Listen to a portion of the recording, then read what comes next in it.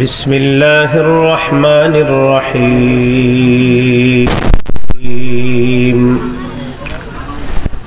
ولقد أرسلنا موسى بآياتنا وسلطان مبين إلى فرعون وملئه فاتبعوا أمر فرعون وما أمر فرعون برشيد يقدم قومه يوم القيامة فأوردهم النار وبئس البرد المورود وأتبعوا في هذه لعنة ويوم القيامة بئس الرفد المرفود اللهم صل على محمد وعلى آل محمد كما صليت على إبراهيم وعلى آل إبراهيم إنك حميد مجيد اللهم بارك على محمد وعلى آل محمد كما باركت على إبراهيم وعلى آل إبراهيم إنك حميد مجيد اللهم إني أعوذ بك من شر لساني ومن شر سمعي ومن شر بصري ومن شر مني উপস্থিত হযরত উলামায়ে কেরাম মুসলমান ভাইরা আল্লাহ তাআলার দরবারে শুকরিয়া আদায় করছি আল্লাহ আমাদেরকে এই মাহফিলে উপস্থিত হওয়ার তৌফিক দান করেছেন বলি আলহামদুলিল্লাহ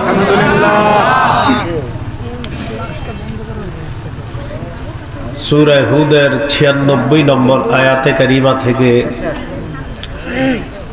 কয়েকটি আয়াতে কারিমা তেলাওয়াত করলাম আল্লাহ তাআলা বলেন ওয়ালাকাদ আরসালনা মূসা বিআয়াতিনা ওয়া সুলতানিম মুবিন আমি মূসা আলাইহিস সালাতু ওয়াস সালামকে পাঠালাম আমার নিদর্শনাবলী দিয়ে এবং সুস্পষ্ট প্রমাণ দিয়ে পাঠালাম ইলা ফিরআউনা ওয়া মালাইহি ফেরাউনের কাছে এবং তার মন্ত্রী পরিষদ বর্গ যারা তাদের কাছে পাঠাইলাম ফাত্তাবাউ আমর ফিরআউন তারা ফেরাউনের কর্মকাণ্ডের অনুসরণ করল ওয়ামা আমরু ফিরআউনা বিরশীদ আল্লাহ তাআলা বলেন ফেরাউনের কর্মকাণ্ড সঠিক নয় মূসা আলাইহিস সালাতু ওয়াস সালামকে আল্লাহ নিদর্শন দিয়ে পাঠিয়েছেন সাপ লাঠি হওয়া লাঠি সাপ হওয়া তিনি একটা লাঠি নিয়ে গেলেন সেটা আল্লাহর হুকুমে সাপ হয় আবার সাপে হাত রাখলে আল্লাহর হুকুমে সেটা আবার লাঠি হয়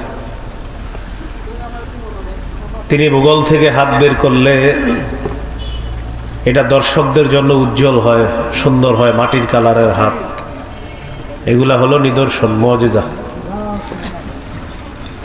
তো আল্লাহ বললেন মূসা নবীকে আর হারুন নবীকে বললেন সূরা তাহা ৪২ থেকে ৪৪ নম্বর আয়াতে আল্লাহ বলেন ইযহাব আনতা ওয়া আখুকা বিআয়াতি ওয়া লা তানিয়া ফি যিকরি আপনি এবং আপনার ভাই আমার নিদর্শনাবলী নিয়ে যান আমার স্মরণে অলসতা করবেন না ইযহাবা ইলা ফিরআউনা ইন্নাহু তাগা আপনারা দুজন ফেরাউনের কাছে যান সে নাফরমান ফাকুলা লাহু কওলান লায়্যিনান লাআল্লাহু ইয়াতাযাক্কারু আও ইয়াখশা নরম ভাষায় দাওয়াত দেন ফেরাউনকে হয়তো সে উপদেশ গ্রহণ করবে অথবা ভয় করবে। এটা আল্লাহ তাআলা বলে দিলেন মুসা আলাইহিস সালাতু ওয়াস সালাম এবং হারুন নবীকে। তো তারা গেলেন, দাওয়াত দিলেন ফেরাউনকে।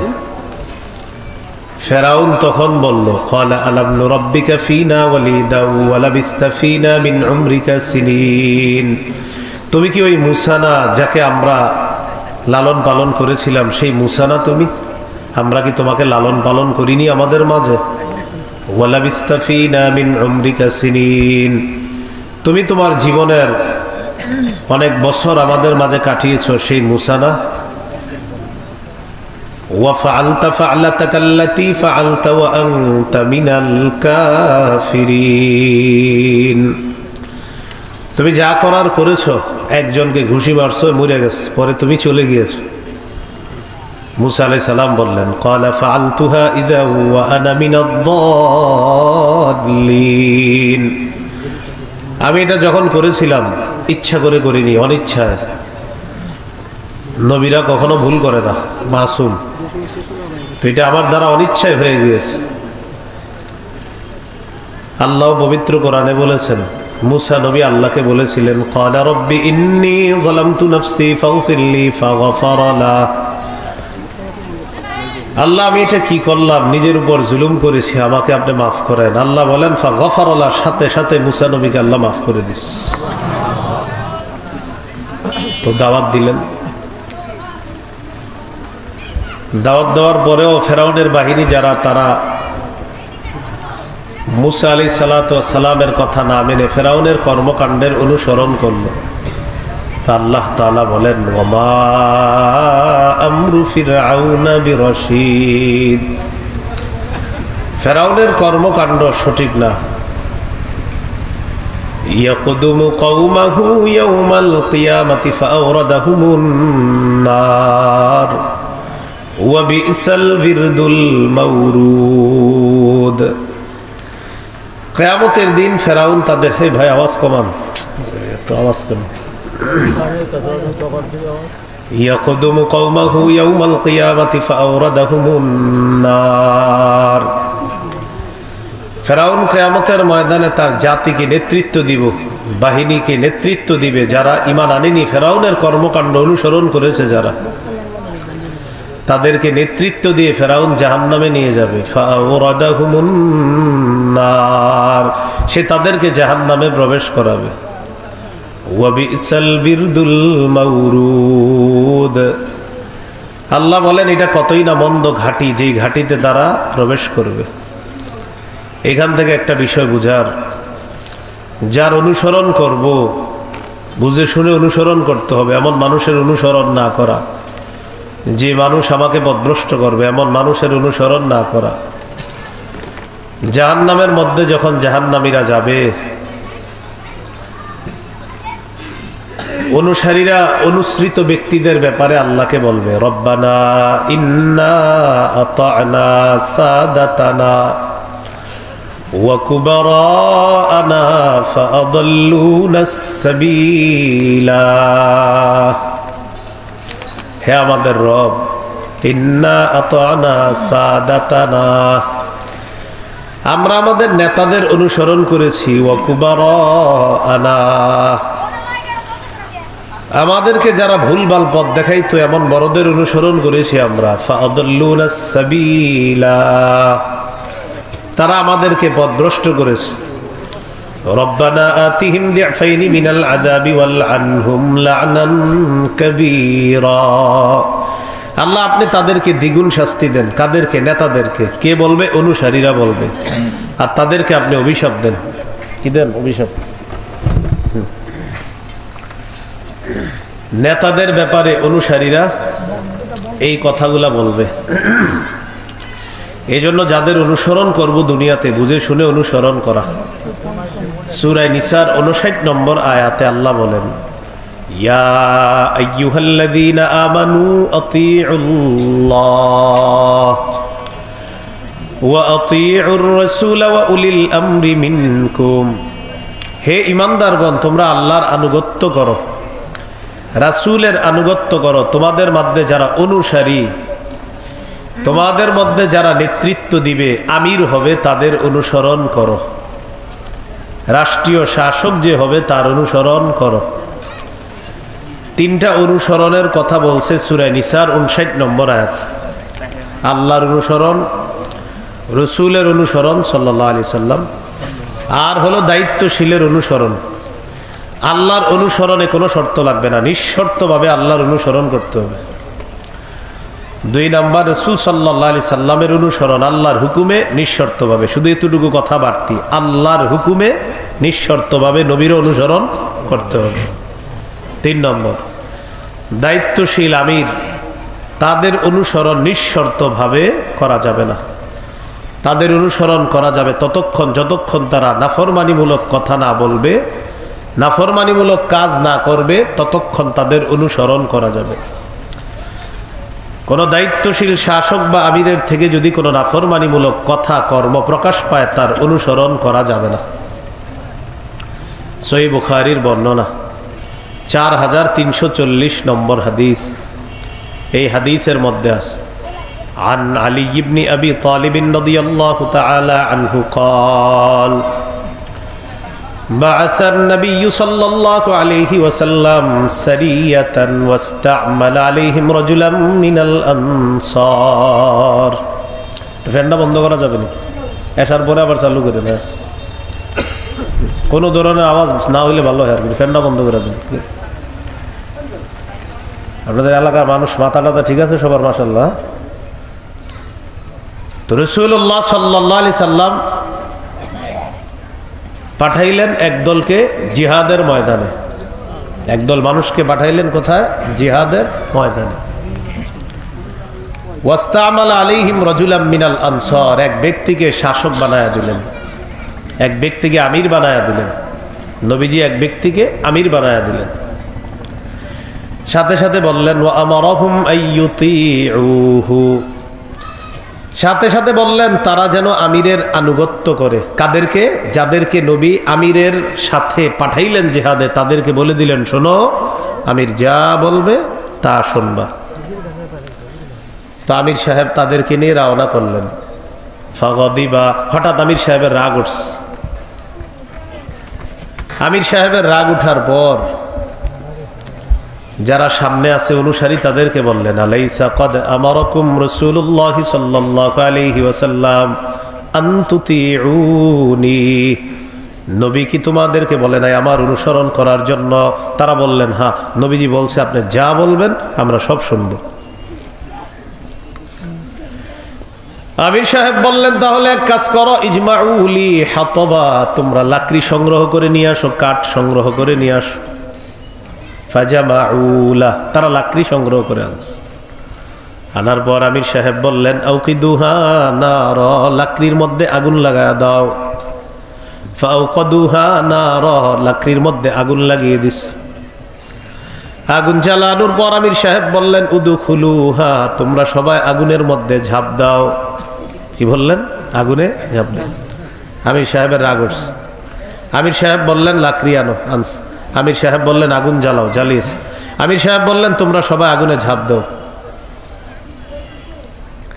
এই কথা বলার পর ফাহাম্মু, সবাই মানসিকভাবে তৈরি হয়েছে আগুনে ঝাঁপ দেওয়ার জন্য। আগুনে যখন তারা ঝাঁপ দিবে, ওই মুহূর্তে একজন আরেকজনকে বলা বলি করতেছে ফারারনা মিনান নারি ইলা রাসূলিল্লাহি সাল্লাল্লাহু আলাইহি ওয়াসাল্লাম, আগুন থেকে বাঁচার জন্যই তো আল্লাহ রসুলের কাছে আসলাম, নবীর হাতে হাত রেখে মুসলমান হলাম যেন জাহান্নামের আগুনে পুড়তে না হয়। সেই নবী আমাদেরকে বলবে আগুনে ঝাঁপ দেওয়ার জন্য, এটা আমরা মানতে পারতেছি না। নবী বলছে আমিরের অনুসরণ করতে।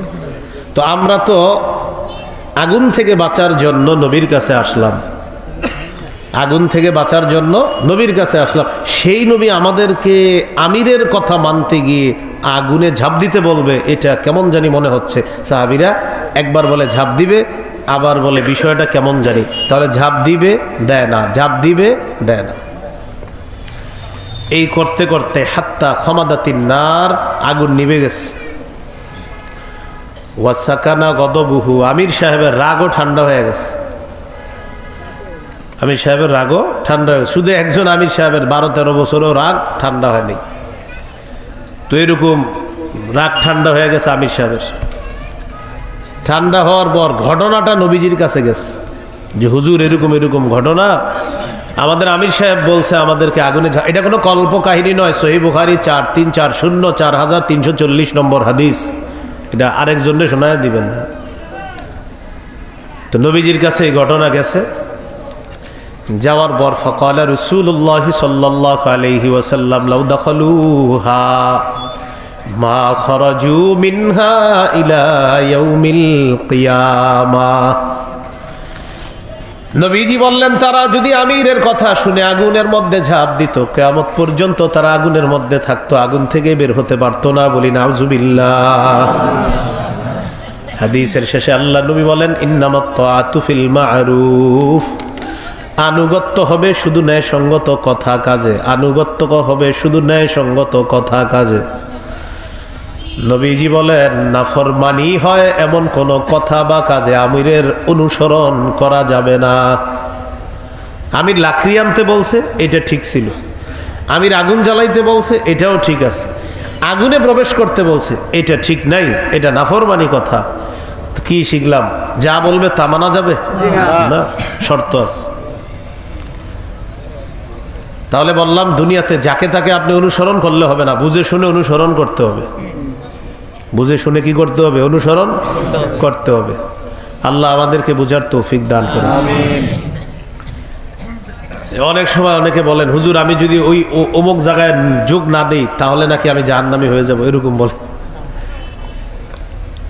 আমার কথা হলো আপনি কোরআন সুন্নাহ অনুযায়ী উলামায়ে কেরামের পরামর্শে এই জীবনে আপনি কোনো দল টল কিছু করেন নাই, নামাজ রোজা হজ জাকাত সব ঠিক ছিল, বাস আপনি এমনি চলতে থাকেন।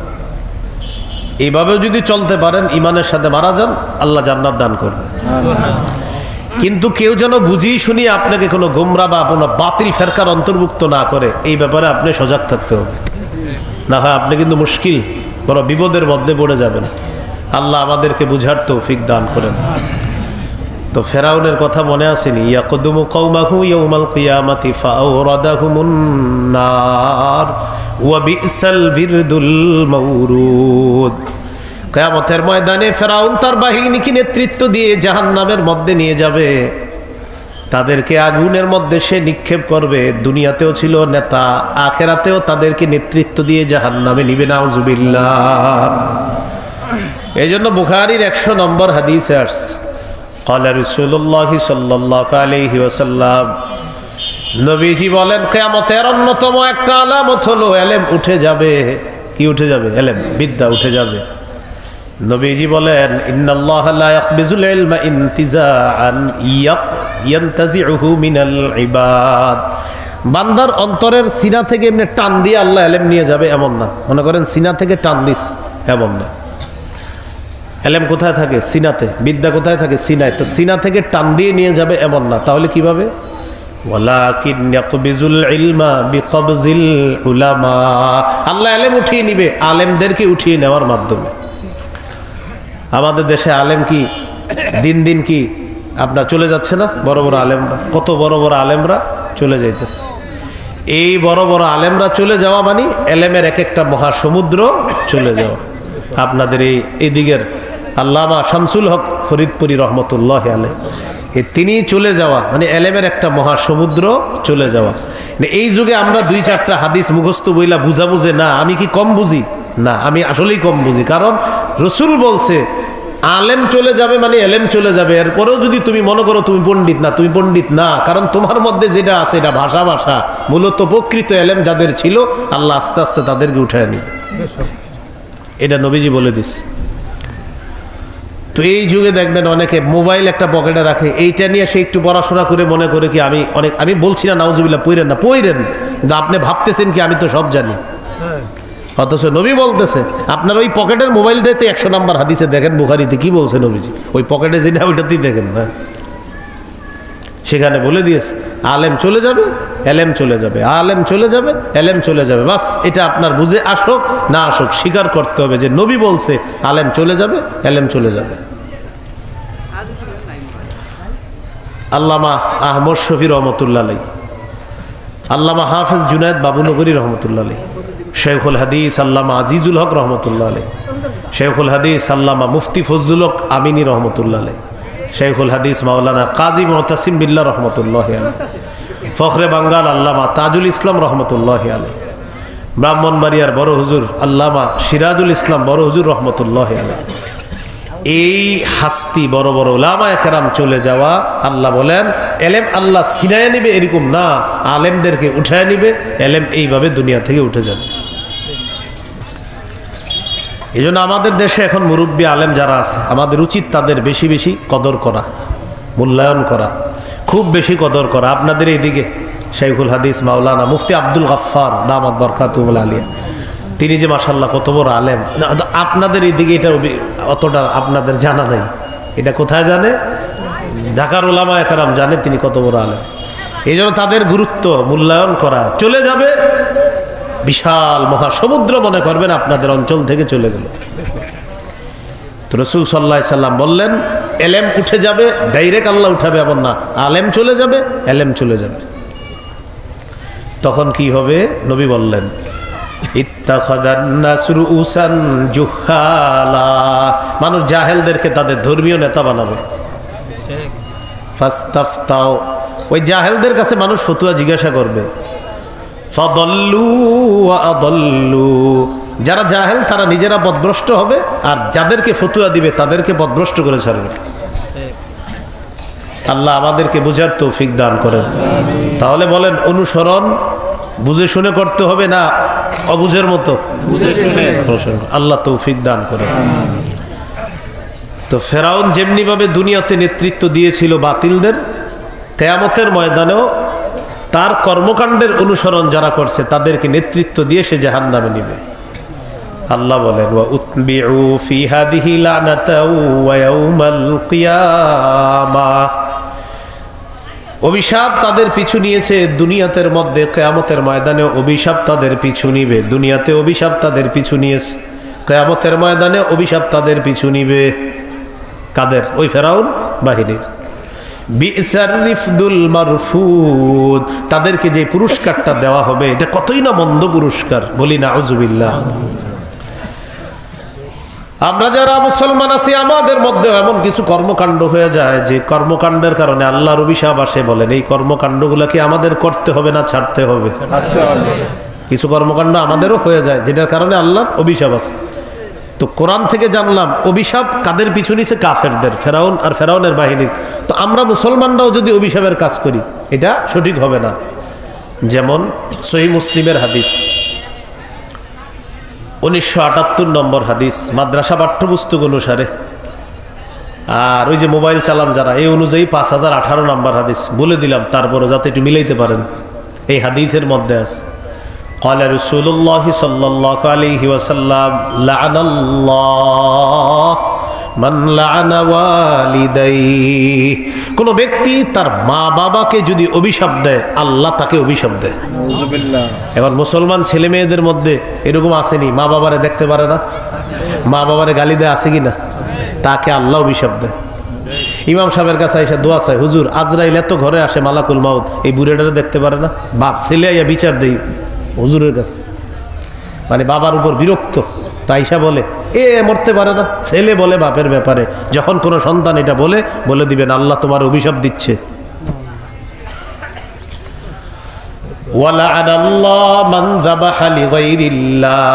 কোন ব্যক্তি যদি আল্লাহ ছাড়া অন্যের নামে পশু জবাই করে তার উপর আল্লাহর অভিশাপ। আল্লাহ ছাড়া অন্যের নামে, মনে করেন আপনি একজনকে খুব মহব্বত করেন, হ্যার নামে পশু জবাই করছেন। আপনি একজনকে খুব ভালোবাসেন, তার নামে পশু জবাই করছেন, না হবে না। পশু জবাই হবে শুধু আল্লাহর নামে। বলেন কার নামে?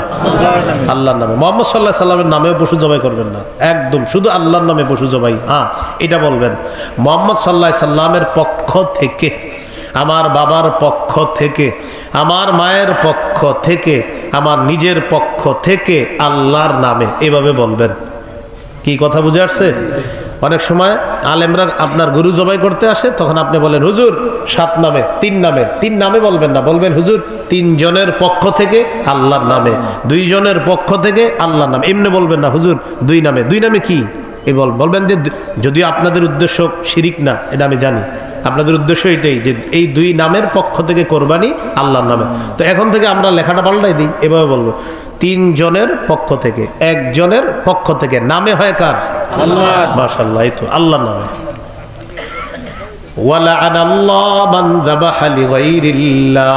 কোন ব্যক্তি যদি আল্লাহ ছাড়া অন্যের নামে পশু জবাই করে তার উপর আল্লাহর অভিশাপ।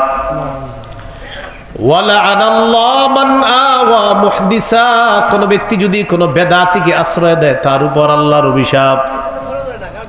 এক ব্যক্তি বেদাতি কর্মকাণ্ড করে, তাকে আপনি আশ্রয় দিলেন। আপনার এলাকার 1 গন্ডা জমি, আপনাদের গন্ডা কয় না কাঠা? কাঠা। 1 কাঠা জায়গা আপনি দিয়ে দিলেন এক বেদাতিকে আস্তানা বানানোর জন্য, আর বললেন আমরা দুইজনে মিলেমিশে এখান থেকে আমাদের বেদাতগুলা সাপ্লাই করবো, এরকম একটু জায়গা দিয়ে দিলেন। আর ঘটনাচক্রে যদি আপনি আগে মারা যান তাহলে তো আমার ব্যবসা পুরাই খারাপ। আপনি যদি কি করেন, মারা যান, কারণ আপনি মারা যাবেন, মারা যাওয়ার পরে আপনার কবর দিব, কবরটা কোনো মতে দিতে পারলেই হয়েছে আপনার। কেন? কারণ আপনার নাম তো অমুক ওই হবে, হওয়ার পরে আমি কিছু লাল কাপড় লাগাবো, লাগানোর পর আমার প্রতি বছর এখানে জমজমাট একটা ব্যবসা হয়ে যাবে। তো প্রথমে ইনভেস্টটা হয় 2 জনের বেদাত দিয়ে, পরে ইনভেস্টটা পাকাপোক্ত হয় কখন? একজন মারা গেলে বা ছেড়ে কবর দিবেন, দেওয়ার পরে এরপরে যা করার করবেন, করার পর প্রতি বছর এখানে একটা সুন্দর ব্যবসা জমজমাট হয়ে যাবে। এটাকে বলা হয় মৃত্যু পরবর্তী ইনভেস্ট। কি বলা হয়? হ্যাঁ, মৃত্যু পরবর্তী ইনভেস্ট। হ্যাঁ, তো এখানে আপনি রমরম আয়োজন করে ফেললেন, এই যে বেদাতিকে আশ্রয় দিলেন, বাস আপনার উপর আল্লাহর অভিশাপ, নাউজুবিল্লাহ। এখানে প্রিয় মুসল্লি ভাইয়েরা, মুসলমান ভাইয়েরা, আপনারাও শোনেন, মাহফিলের আয়োজন যারা করেন, আপনারা অনেক সময় এই মঞ্চে, এই চেয়ারের মধ্যে অনেক বেদাতিকে দাওয়াত দিয়ে না বসান। এখানে বসানোর পর সে আপনাদেরকে নিয়ে রাতের বেলা নাচানাচি করে বা যা করার করে, সকালবেলা বলেন বাবার একজন আনছিলাম, ভাই যা নাচান নাচাইছে। যারা আয়োজন করলেন সবগুলোর উপর আল্লাহর অভিশাপ। কেন এই বেদাতিকে এখানে কথা বলার সুযোগ দিলেন? আপনার আল্লাহর অভিশাপ। এই হাদিসের মধ্যে আসছে, কেউ যদি জমিনের নিশানা পরিবর্তন করে তার উপর আল্লাহর অভিশাপ। জমিনের খাম্বা পরিবর্তন করছেন, আগে ছিল খাম্বা এখানে, এখন নিছেন এইখানে। কেন নিছেন? কয় পাওয়ার।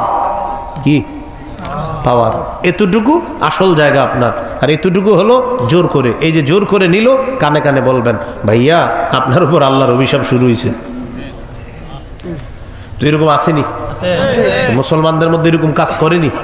বাস বলে দিবেন এটা অভিশাপ। তাহলে অভিশপ্ত কাজ কাফেরদের কাজ, এই কাজগুলা কোনো মুসলমানরা না করা। আল্লাহ আমাদেরকে হেফাজত করেন। সহিহ বুখারীর বর্ণনা ৭২৬৮ নম্বর হাদিস। এই হাদিসের মধ্যে আছে, قال رسول الله صلى الله عليه وسلم لعن الله السارق يسرق البيضة ويسرق الحبل। নবীজি বলেন, যে ব্যক্তি একটা ডিম চুরি করে তার উপর আল্লাহর অভিশাপ। কি চুরি করে? তাহলে ডিমের মা চুরি করলে? ডিমের মা, ওই যে আপনারা খোয়ারের মধ্যে মুরগি রাখেন, সকালবেলা দেখেন চুরি হয়ে গেছে, তো ডিম চুরি করলে অভিশাপ হইলে, আর ডিমের মা যারা চুরি করে নিয়ে যায় আরো কঠিন শাস্তি। ওয়াসরিকুল হাবলা, কোন ব্যক্তি যদি গরু চুরি করতে আইসা রশিটা চুরি করে নিয়ে গেছে, গরুটা নিতে পারে নাই, টান দিছে তো গরু যায় নাই, গেছে কি রশি। এই রশি যে চুরি করছে তার উপর আল্লাহর অভিশাপ। তো গরুটা নিলে কি হইতো?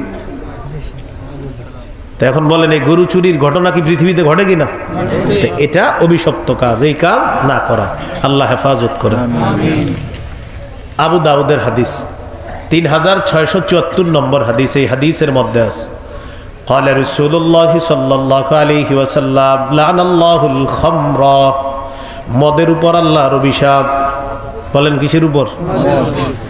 মদ দ্বারা উদ্দেশ্য মাদক দ্রব্য যত আছে সবগুলোর উপর আল্লাহর অভিশাপ। ইয়াবা, বাবা, গাজা, হিরোইন, ফেন্সিডিল, আফিম, কানাডা ড্রাই, মাস্তুদ, বিয়ার, শ্যাম্পেন, ডাই, ভ্যান গাড়ির চিপা চুপা, পান দোকান, চা দোকানের পিছনে দাঁড়ায় দাঁড়ায় ইত্যাদি যা হচ্ছে সব মাদক দ্রব্য। এগুলো তো লানাল্লাহুল খমর, সরাসরি মাদক দ্রব্যের উপর আল্লাহর অভিশাপ। এখন বলেন, কোন মুসলমান সন্তান এই মাদক দ্রব্যের সাথে জড়িয়ে আছে কিনা? অভিশাপ। 2 নাম্বার, অশারিবাহা, মাদক দ্রব্য যে সেবন করে তার উপর আল্লাহর অভিশাপ। তিন নাম্বার ওয়াসাকিয়াহা, যে ব্যক্তি পরিবেশন করে তার উপর আল্লাহর অভিশাপ। একজনে মদ খায় না, পরিবেশন করে ঢেলে দেয় মদ, তার উপর আল্লাহর অভিশাপ। ইউরোপ কান্ট্রিতে যারা চাকরি করে, আপনাদের সন্তানাদি আছে অনেকের, হয়তো বলে দিবেন এই মদ সাপ্লাই টাপ্লাই যেন না করে। অনেক সময় হয়তো মদ ঢেলে দেওয়ার কোনো কাজ যদি এরকম হয়, বলবেন না এই অংশের কাজ তুমি করবা না, এই অংশের টাকা আমার লাগবে না, হালাল অংশের টাকা তুমি পাঠাও, হারাম অংশের কাজ তুমি করবাও না, টাকা কামাবাও না। বুঝছেননি? মানে মদ পান করে না কিন্তু মদ পরিবেশন করে, এটাও নিষেধ। 4 নাম্বার ওয়াবাইআহা, মাদকদ্রব্য যে বিক্রি করে তার উপর আল্লাহর অভিশাপ। 5 নাম্বার ওয়াবুবতাআহা, মাদকদ্রব্য যে ক্রয় করে তার উপর আল্লাহর অভিশাপ। অনেক সময় দেখবেন অনেকে মাইক নিয়ে 2-4 মিনিটের মধ্যে বলে, প্রিয় ভাইয়েরা আপনারা সবাই সহযোগিতা করবেন, এই এলাকা আমরা মাদকদ্রব্য মুক্ত করব। মাঝে মাঝে অনেকে 2-3 মিনিটের বক্তব্য দিতে আসে না, এরকম আয়সা বলবে আমরা মাদকদ্রব্য মুক্ত করব, মুরব্বীদের সহযোগিতা চাচ্ছি, আপনাদের সহযোগিতা চাচ্ছি। সবাই সামনে বলে ঠিক, খোঁজ নিয়ে দেখা যায় হ্যাঁ মাদক ব্যবসার সাথে জড়িত। এখানে বইলা লাভ হইল কি? মানে উনি খায় না, সেবন করে না, কিন্তু জড়িত ব্যবসার সাথে, বাস তার উপর আল্লাহর অভিশাপ। 6 নাম্বার ওয়াআসিরহা, মদ যে উৎপাদন করে তার উপর আল্লাহর অভিশাপ। 7 নাম্বার মুতাসিরহা, মদ যে পরিশোধন করে, এটার নাম দেয় বাংলা মদ ইত্যাদি মদ নাম দেয়, তার উপর আল্লাহর অভিশাপ। 8 নাম্বার হামিলাহা, মদ যে বহন করে তার উপর আল্লাহর অভিশাপ। আপনি গাড়ি ড্রাইভিং করেন, জেনে শুনে যদি মাদক দ্রব্য আপনার গাড়িতে বহন করেন, আপনার উপর আল্লাহর অভিশাপ।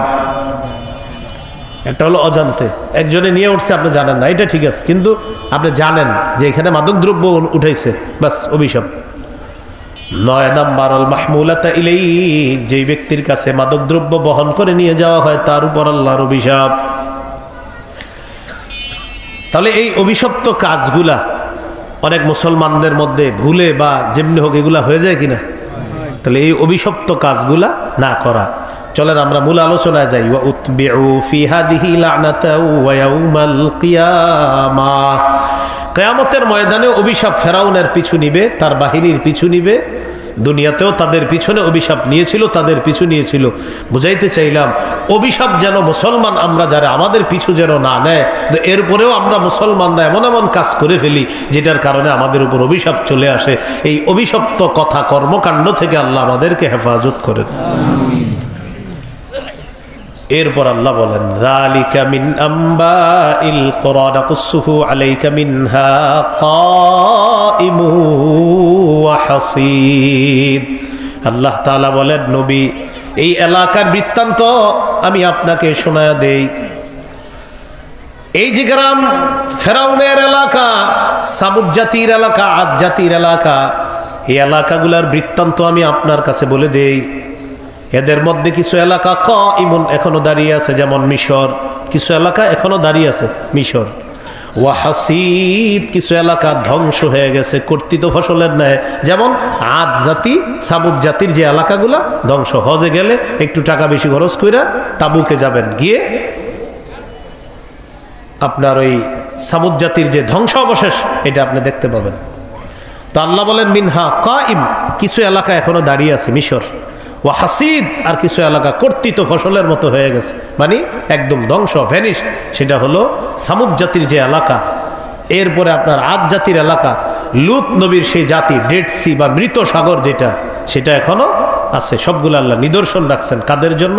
আল্লাহ বলেন ইন্না ফি যালিকা লাআয়াতাল লিমান খাফা আযাবাল আখিরাহ। এই যে আমি মানুষগুলাকে ধ্বংস করলাম, ফেরাউন বাহিনীকে ধ্বংস করলাম, সামুদ বাহিনীকে ধ্বংস করলাম, আদ জাতিকে ধ্বংস করলাম, হাবিব, এই ধ্বংসগুলা যে আমি তাদেরকে করলাম, আমি আল্লাহ কিন্তু তাদের উপর কোনো জুলুম করি নাই। তারা নিজেরা নিজেদের উপর জুলুম করছে। জুলুম করার কারণে তাদের বাড়িঘর যে ধ্বংস, এই ধ্বংসের কারণ তারা নিজেরাই। কি বলতেছে দেখেন, আল্লাহ বলেন আমি তাদের উপর জুলুম করি নাই, তাদের বাড়িঘর ধ্বংসের কারণ তারা নিজেরাই। ওয়ামা যালামনাহুম ওয়ালাকিন যালামু আনফুসাহুম। আল্লাহ তাআলা বলেন আমি তাদের উপর জুলুম করি নাই, তারা নিজেরা নিজেদের উপর জুলুম করেছে। ফামা আগনাত আনহুম আলিহাতুহুমুল্লাতী ইয়াদউনা মিন দুনিল্লাহি মিন শাই, তারা আল্লাহর পরিবর্তে যাদেরকে খোদা হিসাবে ডাকতো এই খোদারা তাদের কোনো কাজে আসে নাই। কখন? লাম্মা জা আমরু রব্বিক, যখন তোমার রবের হুকুম আসছে। অন্য আয়াতে আল্লাহ বলেন ফাতিলকা বুয়ুতুহুম খাবিয়াতাম বিমা যালামু, নবী এই যে তাদের বাড়িঘরগুলা দেখেন বিরান হয়ে পড়ে আছে তাদের জুলুম করার কারণে। এই জন্য দুনিয়ার মধ্যে কোথাও যদি কোনো বাড়িঘর ধ্বংস হয়, ধ্বংস করার পর আগে তালাশ করবেন কেন ধ্বংস করা হলো, তালাশ করে দেখবেন এরাও আগে কারোটা ধ্বংস করছে, এই জন্য এদেরটাও ধ্বংস। আপনি তালাশ করবেন যে ঘটনা কি, এটা ধ্বংস হলো কেন, তা আগে তালাশ করবেন, দেখবেন আগে এরকম জুলুম হয়েছে। তো আপনি যেই জুলুম করছেন সেই জুলুম তো আপনাকে আল্লাহ জুলুমের প্রাপ্য, এটা আপনি। ইদানিং কালে কিছু বাংলা বলা হয়, বাংলাটা কি? বাংলাটা হলো যে প্রতিশোধ না নেওয়া। বাংলাটা কি? কিসাসার প্রতিশোধ এক না। কি বললাম? জালেমের বিচার না করা মাজলুমের প্রতি অবিচার। আবার বলছি, কোন জালেমের বিচার না করা মাজলুমের প্রতি অবিচার। আর কোন জালেমের বিচার করা এটার নাম প্রতিশোধ না, এটার নাম হলো আপনার শাস্তি। বলে এটার নাম কি? প্রতিশোধ আর শাস্তি কিন্তু এক না, মাথা রাখবেন। প্রতিশোধ শাস্তি এক না। প্রতিশোধ আর শাস্তি কি না? আপনি নামাজ পড়েন নাই, শাস্তি দিছে, এটা কি প্রতিশোধ? আপনি নামাজ পড়েন নাই, শাস্তি দিছে, এটা কি প্রতিশোধ? না, এটা পানিশমেন্ট, আপনি অপরাধ করছেন। এখন আপনারা বলেন অপরাধের সাজা আর প্রতিশোধ কে এক? না। আপনি অপরাধ করছেন, শাস্তি পেয়েছেন, এটার নাম দিতেছে অনেক সুশীল মুসলমানরা, নাম দিতেছে এটা সুশীল মুসলমানরা কি নাম দেয়? এটার নাম প্রতিশোধ না, এটার নাম প্রতিশোধ না। জালেমের বিচার করা এটা শাস্তি, এটার নাম প্রতিশোধ না, এটা প্রাপ্য। এটার বিচার না করা মাজলুমের প্রতি অবিচার। আল্লাহ আমাদেরকে বুঝার তৌফিক দান করেন। মনে রাখবেন, কোন জালেমকে যদি কোনো কারণে যদি কোনো জালেম আপনার কারণে প্রশ্রয় পায়, তো পরের টার্গেটটা আপনি হবেন। আল্লাহ আমাদেরকে বুঝার তৌফিক দান করেন। আমিন। তো আল্লাহ বলেন ফামা আগনাত আনহুম আলিহাতুহুমুল্লাতী ইয়াদউনা মিন দুনিল্লাহ মিন শাইইন লাম্মা জাআ আমরু রাব্বিক, নবী আপনার রবের হুকুম যখন এসে গেল তখন তাদের খোদারা তাদের কোনো কাজে আসে নাই। যারা আল্লাহ ছাড়া অন্যদেরকে খোদা বলে ডেকেছিল তারা তাদের কোনো কাজে আসে নাই।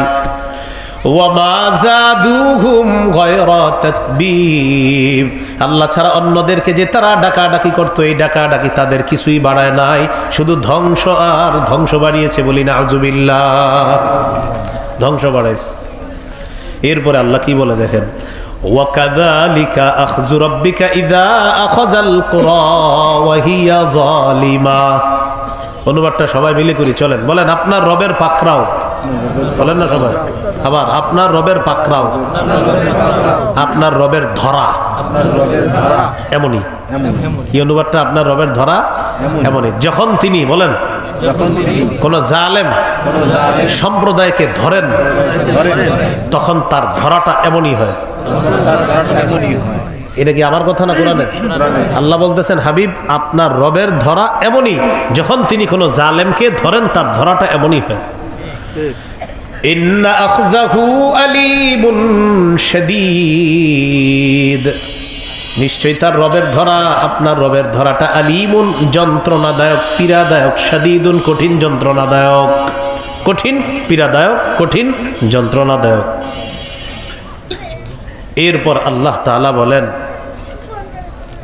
ইন্না ফি যালিকা লাআয়াতান লিমান খাফা আযাবাল আখিরাহ, জালেমদেরকে যখন আমি ধ্বংস করে দিই, তাদের বাড়ি ঘরগুলা যখন আমি ধ্বংস করে দিলাম, এই ধ্বংসের মধ্যে উপদেশ রয়েছে তাদের জন্য যারা আখিরাতের আযাবকে ভয় করে। যারা আখিরাতের আযাবকে ভয় করে তাদের জন্য উপদেশ আছে। কি? মিশর দেখো, এখানে ফেরাউন ছিল, তার কথায় মানুষ উঠতো বসতো, জমিন থরথর করে কাঁপতো, সেই ফেরাউনকে আমি ধ্বংস করেছি। তোমরা সামুদ জাতি দেখো, এরা পাহাড় কেটে কেটে ঘর বাড়ি বানানোর শক্তি তাদের শরীরে ছিল, আমি আল্লাহ ধ্বংস করে দিয়েছি। তা আল্লাহ বলেন এরা আখিরাতকে ভয় করে নাই, তবে তোমরা যারা ভয় করো তোমাদের জন্য নিদর্শন রয়েছে তাদের মধ্যে, যে আল্লাহ চাইলে আমারও শেষ করে দিতে পারে, তাই তোমার জন্য আমি আল্লাহ নিদর্শন রেখে দিলাম। এরপরে আল্লাহ বলেন যালিকা ইয়াউমুম মাজমুউল লাহুন নাস ওয়া যালিকা ইয়াউমুম মাশহুদ, আখেরাত কাকে বলে? আল্লাহ তাআলা বলেন আখেরাত হলো সেটা যেদিন মানুষগুলাকে একত্রিত করা হবে। ওয়ায়াউমুম মাশহুদ, মানুষকে উপস্থিত করা হবে, মানুষগুলাকে একত্রিত করা হবে, সেটাই হলো আখেরাত। ফেরেশতাদেরকে একত্রিত করা হবে, এটাই হলো আখেরাত। এরপরে আল্লাহ বলেন ইয়াউমা ইয়াতি লা তাকাল্লামু নাফসুন ইল্লা বিইজনি ফামিনহুম শাকিয়্যুন ওয়া সাঈদ। আখেরাত মানে পরের কালটা, পরের জগৎটা, এটাই হবে আখেরাত। তো আল্লাহ তাআলা বলেন ওয়ামা নুআখিরুহু ইল্লা লিআজালিম মা'দুদ। আল্লাহ বলেন বান্দা আখেরাত হবে এতে কোনো সন্দেহ নাই, কিয়ামত হবে এতে কোনো সন্দেহ নাই। আমি আল্লাহ কিয়ামতের বিষয়টা মুলতবি করে রেখে দিলাম। এটা আমি মুলতবি করে রাখছি কিছু দিনের জন্য, কিছু কালের জন্য। সময় মতো আমি আল্লাহ কিয়ামত ঘটায় দিব। তাহলে আবার বলি, ধ্বংস যাদেরকে করলাম তাদের এই ধ্বংসাবশেষের মধ্যে, তাদের এই ধ্বংসস্তূপের মধ্যে উপদেশ রয়েছে তাদের জন্য যারা আখেরাতের আযাবকে ভয় করে। আল্লাহ বলেন আখেরাত কি জিনিস? যেই দিন মানুষকে একত্রিত করা হবে, যেই দিন মানুষকে উপস্থিত করা হবে, সেটা কি? আল্লাহ বলেন সেটা হলো আমি মুলতবি করে রেখেছি, সময় মতো ঘটিয়ে দিব। আখেরাত কি করে রাখছে আল্লাহ? মুলতবি, সময় মতো ঘটিয়ে দিবে। তো ঘটাইলে কি ঘটবে? আল্লাহ বলেন ইয়াউমা ইয়াতি লা তাকাল্লামু নাফসুন ইল্লা বিইজনি ফামিনহুম শাকিয়্যুন ওয়া সাঈদ। সেদিন কোনো মানুষ আল্লাহর অনুমতি ছাড়া কথাও বলতে পারবে না। তাদের কেউ হবে হতভাগা, কেউ হবে সৌভাগ্যবান। এখন হতভাগা আর সৌভাগ্যবানরা কোথায় থাকবে একটু বুঝেন আগে, এরপরে বলতেছি কারা হতভাগা কারা সৌভাগ্যবান। আল্লাহ বলেন ফাআম্মাল্লাযীনা শাকু ফাফিন্নার, যারা হতভাগা তারা জাহান্নামের মধ্যে থাকবে। ওয়া আম্মাল্লাযীনা সুইদু ফাফিল জান্নাত, যারা সৌভাগ্যবান তারা জান্নাতের মধ্যে থাকবে, যেই জান্নাতের মধ্যে চিরস্থায়ীভাবে তারা বসবাস করবে। তাহলে হতভাগারা জাহান্নামে থাকবে, সৌভাগ্যবানরা জান্নাতের মধ্যে থাকবে। সৌভাগ্যবান আর হতভাগা কারা? আল্লাহ তাআলা বলেন ফাআম্মা মান উতিয়া কিতাবাহু বিয়ামিনি, কিয়ামতের ময়দানে বিচার হবে, ওজনের পাল্লা আল্লাহ স্থাপন করবেন। এই দাড়ি পাল্লায় আমল ওজন করবে, করার পর আমল নামা যার যাকে দেওয়া হবে। কারোর কারোরে আল্লাহ বলবেন ইকরা কিতাবাক, নিজের আমল নামাটা নিজেই পড়ে দেখো। কাফা বিনাফসিকাল ইয়াউমা আলাইকা হাসিবা, আজকে হিসাবের জন্য তুমি নিজেই যথেষ্ট। অন্য আয়াতে আল্লাহ বলেন ওয়াতারাল মুজরিমিনা মুশফিকিনা মিম্মা ফীহ, আগে থেকে বলি ওয়াউদিআল কিতাব, আমলনামা দেওয়া হবে। ফাতারাল মুজরিমিনা মুশফিকিনা মিম্মা ফীহ, নবী আপনি অপরাধীদেরকে দেখবেন ভীত সন্ত্রস্ত হয়ে আমলনামার দিকে তাকায় আছে, বড় বড় চোখ করে, সর্বনাশ, এটা কেমন আমলনামা? লা ইউগাদিরু সাগীরাতাও ওয়ালা কাবীরাতান ইল্লা আহসাহা, এই আমলনামার মধ্যে ছোট বড় কিছু আল্লাহ ছাড়ে নাই, সব জমা করা আছে এখানে, সব জমা করা। তো আল্লাহ বলেন সেদিন আমি আমলনামা দিব। তো কারো আমলনামা হবে কোন হাতে? কারো আমলনামা হবে ডান হাতে। বলেন কোন হাতে হবে? ডান হাতে। আর কারো হবে বাম হাতে। এখন কিয়ামতের ময়দানে আমরা তো উপস্থিত হতে হবে। ওই দিন আমাদের যে ওজন হবে এটা চারটা অবস্থা হইতে পারে। এক নাম্বার আমল ওজন করা হবে, দুই নাম্বার আমলকে একটা দেহের রূপ দেওয়া হবে, ওইটাকে ওজনের পাল্লায় দেওয়া হবে, তিন নাম্বার আমলকারীকে ওজন করা হবে, মানে আমারে আপনারই পাল্লার উপরে উঠায় দেওয়া হবে, চার নাম্বার আমল নামা ওজন করা হবে, লিখিত যে আমল নামাগুলো আছে ফেরেশতারা লিখে রাখছে এইগুলাকে ওজন করা হবে। ওজন করার পর যারটা ভারী হবে তারটা ডান হাতে দিবে, যদি নেক আমলের পাল্লা ভারী হয় ডান হাত, বদ আমলের পাল্লা ভারী হইলে বাম হাতে, পাশ ফেল হয়ে যাবে। তো এই ব্যাপারে আল্লাহ তাআলা বলেছেন। তো এখন কিয়ামতের বিষয়টা হলো এমন, কিয়ামতের দিনের জন্য আল্লাহর কাছে দোয়া করা। আল্লাহর রহমত ছাড়া ওই কঠিন মুহূর্তে বাঁচা আমাদের পক্ষে মুশকিল, অসম্ভব। কারো কারো হিসাব নিবে আল্লাহ পর্দার আড়ালে, পর্দার আড়ালে, পর্দার আড়ালে নিয়ে আল্লাহ বলবে এই তুমি এগুলো স্বীকার করো। বান্দা বলবে হ্যাঁ আল্লাহ স্বীকার করি। একটা অস্বীকার করো না, জি না। তাহলে এই অপরাধগুলো তুমি করছো, জি। আতারিফু জাম্মা কাজা ও কাজা, এই অপরাধ স্বীকার করো, জি।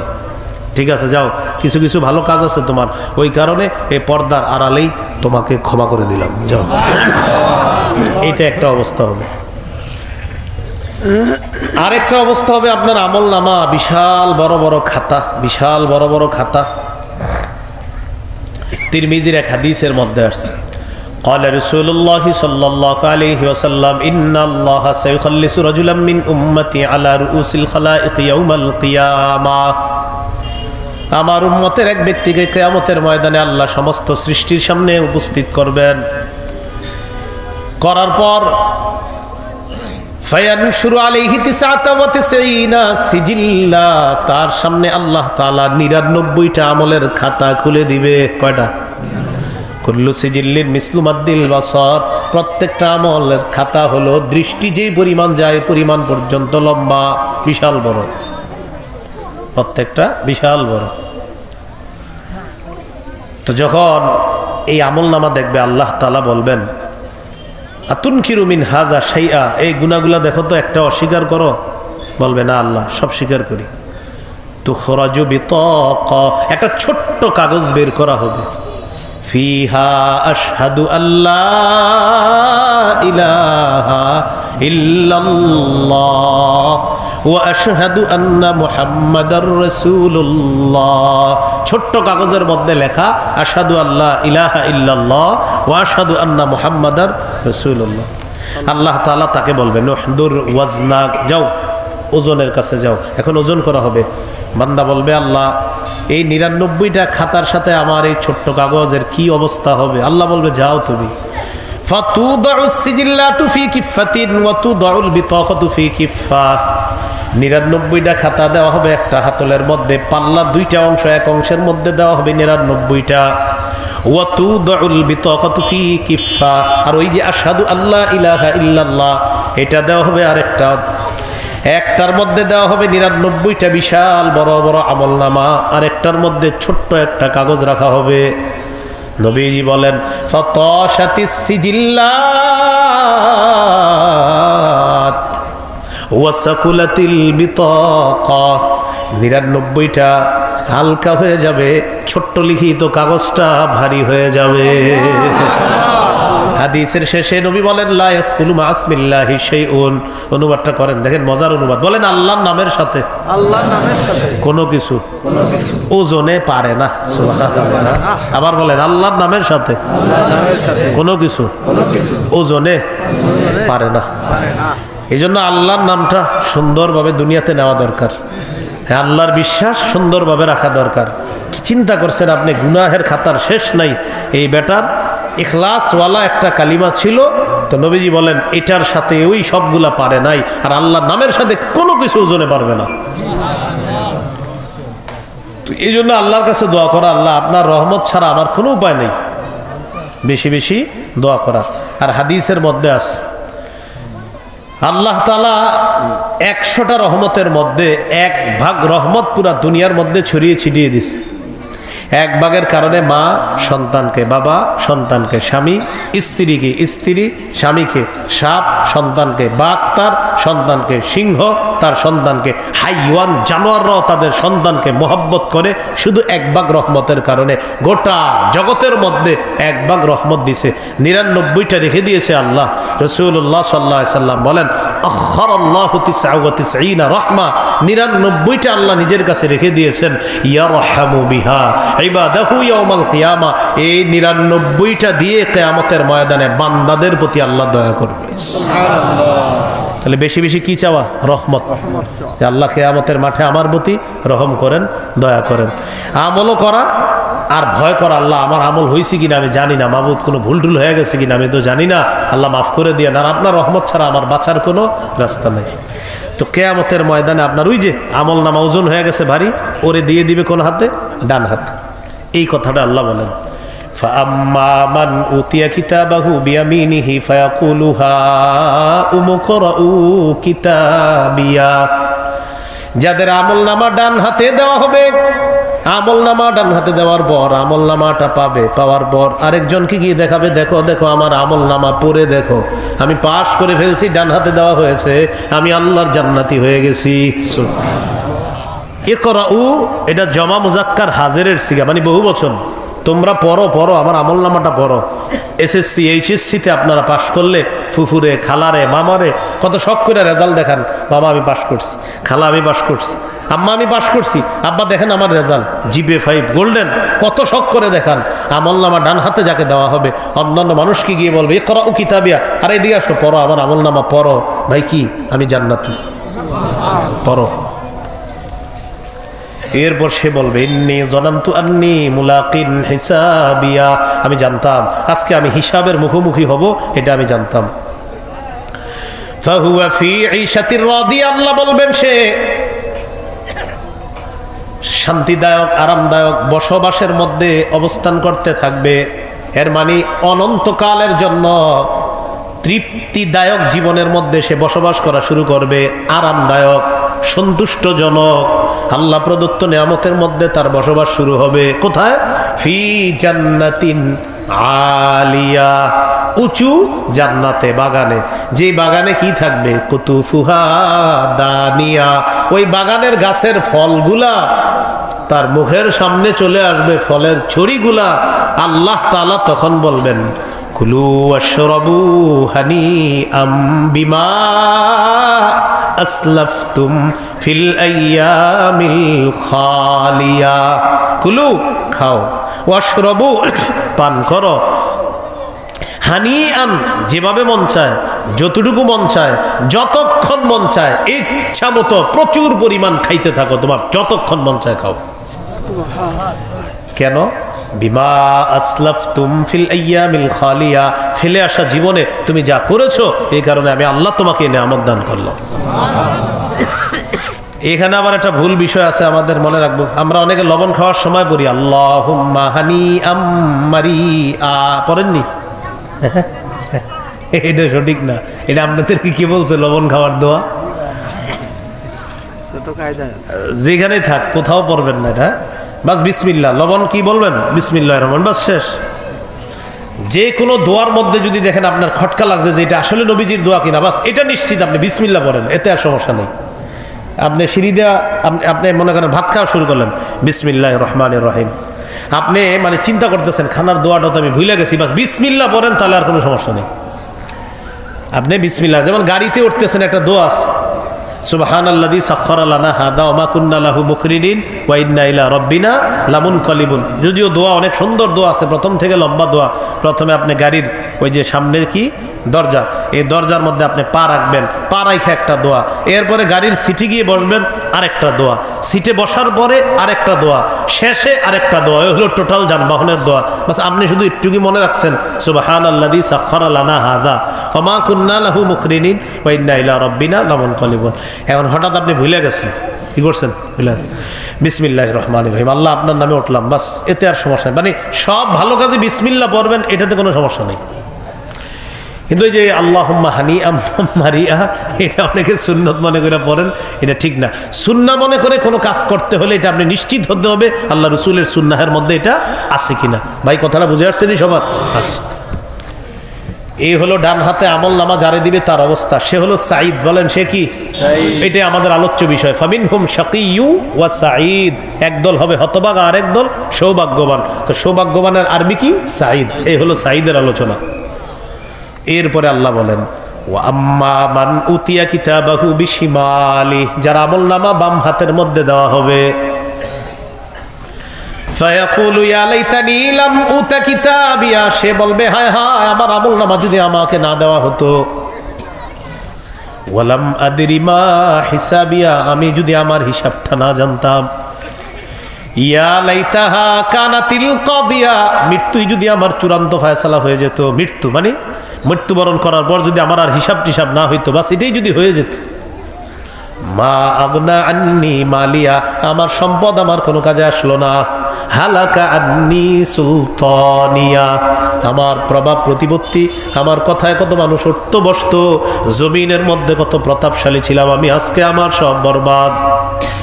আল্লাহ তাআলা বলবেন খুজুহ, ও ফেরেশতারা তাকে ধরো, ফাগুল্লুহু, বেড়ি পড়ায়া দাও, তার শরীরের মধ্যে লোহার বেড়ি পড়ায়া দাও, শিকলের মধ্যে তাকে পেঁচাও।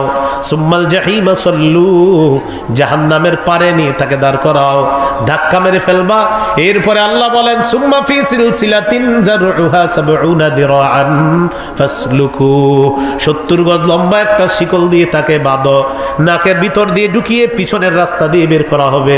কোন কোন তাফসীরকারক লিখেছেন এখানে শিকলটা ঢুকাবে, পিছনের রাস্তা দিয়ে বের করে এইভাবে তার পুরো শরীরটা বাঁধা হবে, ধাক্কা মেরে জাহান্নামে নিক্ষেপ করা হবে। এ হলো শাকি। বলেন কি এটা? শাকি মানে হতভাগা। ওইটাই সূরা হুদে আল্লাহ বললেন ফামিনহুম শাকিয়্যু ওয়া সাঈদ, তাদের মধ্যে কেউ হবে হতভাগা, কেউ হবে সৌভাগ্যবান। ডান হাতে আমলওয়ালা সৌভাগ্যবান, বাম হাতে আমলওয়ালা হতভাগা। তো এই কথাটাই আল্লাহ বললেন। وَأَمَّا الَّذِينَ سُعِدُوا فَفِي الْجَنَّةِ خَالِدِينَ فِيهَا مَا دَامَتِ السَّمَاوَاتُ وَالْأَرْضُ إِلَّا مَا شَاءَ رَبُّكَ عَطَاءً غَيْرَ مَجْذُوذٍ। এই নেয়ামত জান্নাতীদেরকে যে আল্লাহ দিবে, এটা কোনো কর্তৃত্ব নেয়ামত হবে না, বাস নেয়ামত শুধু বাড়তে থাকবে। মনে রাখবেন জান্নাতীদের নেয়ামত শুধু বাড়তে থাকবে, জাহান্নামীদের আযাব শুধু বাড়তে থাকবে। আল্লাহ বলেছেন ফাযুকু ফালান নাযীদাকুম ইল্লা আযাবা, জাহান্নামীদেরকে বলা হবে তোমরা আযাব ভোগ করো, তোমাদেরকে আমি কিচ্ছু বাড়াবো না, শুধু আযাব বাড়াবো, আযাব। আর জান্নাতে জান্নাতীদের তাদের শুধু নেয়ামত বাড়তে থাকবে, তাদের সৌন্দর্য বাড়তে থাকবে, তাদের নেয়ামত এটা বাড়তে থাকবে। জান্নাতীরা আল্লাহর সাথে সাক্ষাৎ করতে যাবে, স্ত্রীরা সাজায়া দিবে।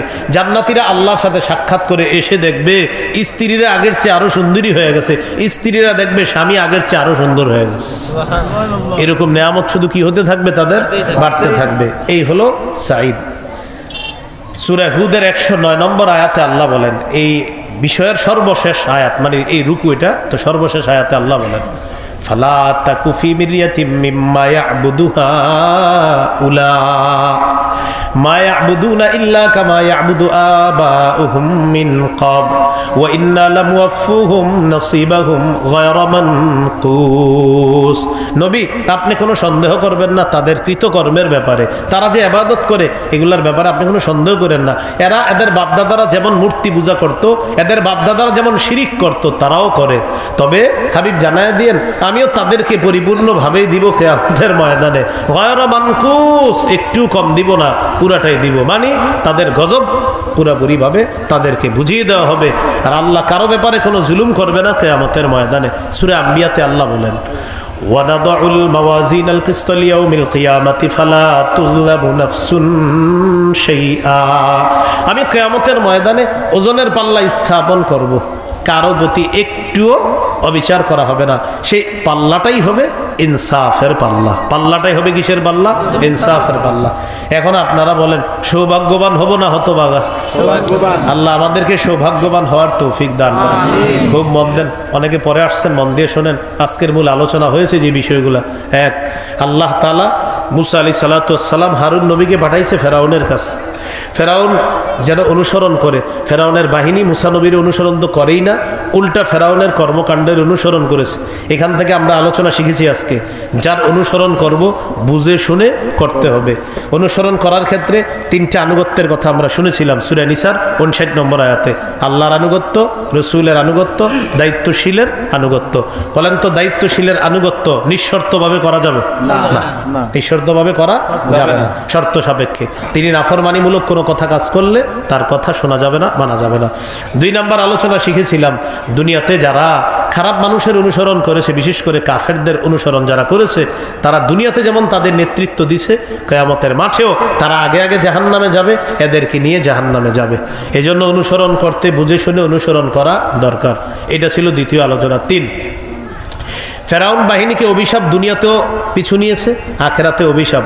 মুসলমানদের মাঝেও কিছু অপরাধ হয়ে যায়, অভিশপ্ত অপরাধ আছে। এরকম কিছু অপরাধ আছে, যেমন বেদাত করা, যেমন আল্লাহ ছাড়া কারো নামে পশু জবাই করা, যেমন মা বাবাকে অভিশাপ দেওয়া, যেমন অন্যের জমিন নিজের মনে করে ভোগ করতে থাকা, যেমন ডিম চুরি করা, রশি চুরি করা, মদ পান করা, মদ বিক্রি করা, মদ ক্রয় করা, মদ বহন করা, মদ উৎপাদন করা, মদ পরিশোধন করা, মদ পরিবেশন করা ইত্যাদি, এগুলোর উপর আল্লাহর অভিশাপ।